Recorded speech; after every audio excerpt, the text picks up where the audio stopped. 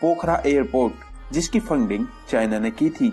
कहीं ये तो कारण नहीं इस प्लेन के क्रैश के पीछे किसी की साजिश हो, या उड़ते हुए प्लेन से कहां गायब हो गए वो 4 लोग जिनकी ना डेड बॉडीज मिली न ही वो लोग, क्यों इनका नामो निशान तक नहीं मिला। ये तो बस एक घटना है। ये तो छोड़ दीजिए, पिछले 76 साल में नेपाल में 96 एयर क्रैश हो चुके हैं और 9 से ज्यादा लोग इन दुर्घटना में जान दे चुके हैं। आखिर क्यों नेपाल में होता है ऐसा मौत का खेल? क्यों नेपाल हवाई जहाजों का कब्रगाह बना हुआ है? आज इस वीडियो में हम आपको बताएंगे नेपाल के आसमान की दास्तां, जो नेपाल के लोगों को मौत के घाट उतार देती है। गाइस, एक चीज कहूंगा, अगर ये वीडियो जरा से भी अच्छी लगे तो इस वीडियो को लाइक करना, और जिन लोगों ने पहले से सब्सक्राइब कर रखा है उनको दिल से सलाम, और जिन्होंने सब्सक्राइब नहीं किया है वो चैनल को सब्सक्राइब कर ले और बेल आइकन को क्लिक करे ताकि जो भी नई वीडियो आए आप तक पहुँच पाए। पिछले साल भी मई के महीने में नेपाल की तारा एयर की फ्लाइट में 22 के 22 यात्री मारे गए थे। उससे पहले सन 2018 में भी यूएस बांग्ला की एयरलाइन का नेपाल के काठमांडू एयरपोर्ट के पास दुर्घटनाग्रस्त हो गया था और उसमें यात्रा कर रहे 51 लोगों की मौत हो गई थी। हर साल प्लेन यात्रा में होने वाली मौतों में के आंकड़े बढ़ते चले जा रहे हैं, लेकिन कोई चाहकर भी कुछ नहीं कर पाता। इसी तरह येती एयरलाइंस का एक हवाई जहाज आग की लपटों में झुलसता हुआ पाया गया। इस विमान में 72 लोग सवार थे जो दुर्घटना की बलि चढ़ गए। इस विमान में 4 भारत के लोग भी सवार थे। अभी 72 लोगों में से 67 लोगों के शव बरामद किए गए हैं और 4 शवों की किसी को भी जानकारी नहीं है। कहीं इसे नेपाल की खराब परिस्थिति का फायदा उठाकर इस प्लेन को क्रैश तो नहीं करा दिया गया?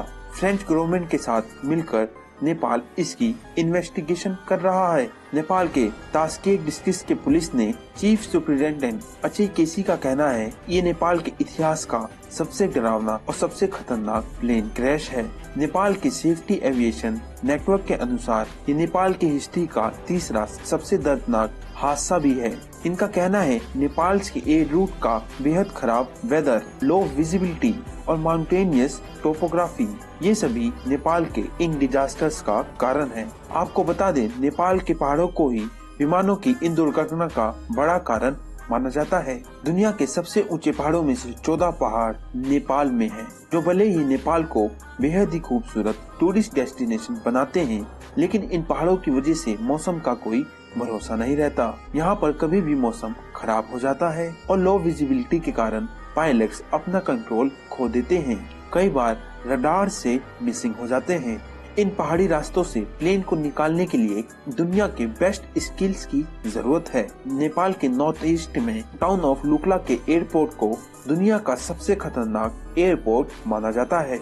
दोस्तों, नेपाल की एयर ट्रेजेडी की बात करें तो 30 साल पहले यहाँ ऐसी एयर ट्रेजेडी हुई थी जिसने पूरी दुनिया को हिलाकर रख दिया था। सितंबर 1992 में पिया एयरलाइंस पाकिस्तान इंटरनेशनल एयरलाइन का प्लेन फ्लाइट 268 ये फ्लाइट कराची के जिन एयरपोर्ट से चली थी और जैसे ही नेपाल के इंटरनेशनल एयरपोर्ट पर पहुंची ये प्लेन क्रैश हो गया और इसमें सवार 167 लोगों की मौत हो गई। ये कोई अकेली घटना नहीं है जो ऐसी है।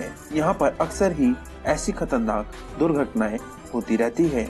सन 2010 में नेपाल के काठमांडू से लुक्ला जाने वाले अग्नि एयर फ्लाइट 101 काठमांडू से उड़ान भरी और उड़ान भरने के 22 मिनट बाद ही खबर मिली ये प्लेन भी क्रैश हो चुका है और इसमें बैठे 14 लोगों की मौत हो गई है। ये प्लेन उड़ान भरने के कुछ देर बाद ही रडार से गायब हो गया था और 2010 में ही दिसंबर के महीने में ही नेपाल में एक और दुर्घटना हुई थी।